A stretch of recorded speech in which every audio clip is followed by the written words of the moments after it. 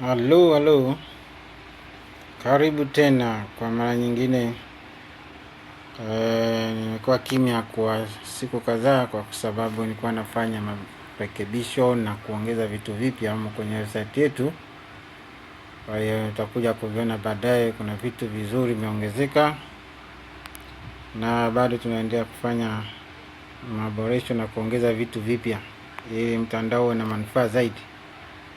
Mara ya mwisho kuishia hapa kwenye kipengele cha kwanza cha meneja wa nyimbo. Nikaelezea kuhusu vipengele vitatu: maelezo ya wimbo, meneja wa nyimbo na ongeza wimbo mpya. Sasa nitapitia kwa haraka vipengele vingine. Kuna kipengele kingine cha pili cha orodha ya lugha. Nikichagua hiyo orodha ya lugha, kuna orodha hii ya hizo lugha ambazo zimo humu ambazo unaweza ukatumia. Mara nyingi hapa tunatumia Kiingereza na Kiswahili, lakini unaweza ukaziona orodha.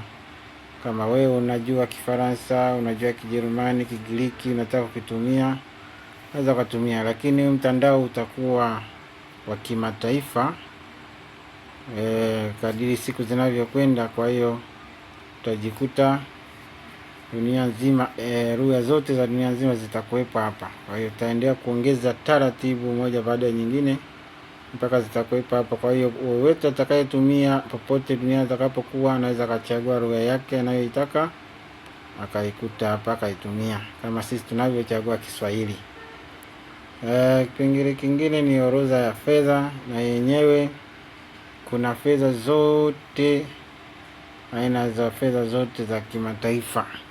Kwa hiyo mtu popote alipo, nchi yoyote, anataka kuchagua fedha anayotaka kutumia. Kama sisi ambao tunatumia Tanzania, tena unaweza ukachagua hapo juu TZ, tayari imesha kuonyesha TZS. Kwa hiyo unaweza kachagua hiyo katumia hiyo, na wengine hivyo hivyo kama unavyoona. Kwa hiyo kuna orodha yote ya lugha zinazotumika duniani. Sawa. Kipengele kingine kina mipangilio. Mipangilio hapa kuna kipengele cha kwanza, mpangilio wa jumla. Nikiuchagua hapa, unanionyesha chaguzi ambazo unaweza kufanya. Mfano kuna email hapa jack@gmail.com ambayo tuliweka mwanzoni wakati tunajisajili. Kwa hiyo ukitaka kufanya mabadiliko, unabonyeza unabadilisha, itaenda kufanya mabadiliko kule kwa ndani. Hapa kuna kipengele kingine, washa na zima. Kama unataka kuwasha, kama ilivyowashwa hapa, maana yake unaweza kufanya mabadiliko yoyote huko kwenye mtandao, lakini ukichagua zima, yote nitakavyovifanya vitakuwa vifanyi kazi, vitabaki pale pale. Alafu kuna muda hapa wa kimataifa. Hapa inaonekana hapa international dateline GMT -12. Kwa hiyo ukitaka kufanya mabadiliko, kuchagua muda wako, sisi ni GMT +3. GMT +3 ambapo unaiona hapa kuna Dar es Salaam. Nikichagua Dar es Salaam, manake nitachagua muda ambao nitakuwa nautumia ni wa Dar es Salaam. Kuna mifumo ya tarehe, mwezi, siku, mwaka. Ya pili ni siku, mwezi, mwaka ambayo ndio imechaguliwa. Kwa unaweza ukachagua mfumo ambao unautaka mwenyewe, ambao utakuwa rahisi kwako kutumia. Alafu hapa kuna uhuru wa ushuru, ambapo wewe upasi kufanya chochote. Ni kama mhusika, sisi wahusika ndio tunachagua ushuru. Alafu currency ya user, wewe mwenyewe unayotaka. Kwa mfano tunavyochagua TZS, lakini usipochagua hiyo, kichagua default, maana yake itakuwa inatumika US dollar peke yake. Bei ikiwa pamoja na ushuru, nikibonyeza nikawasha, maana yake naruhusu, inaendelea, itakuwa inakatwa na ushuru wake mkizima. Hivyo ni kazi ya kwetu sisi, sio ya kwako.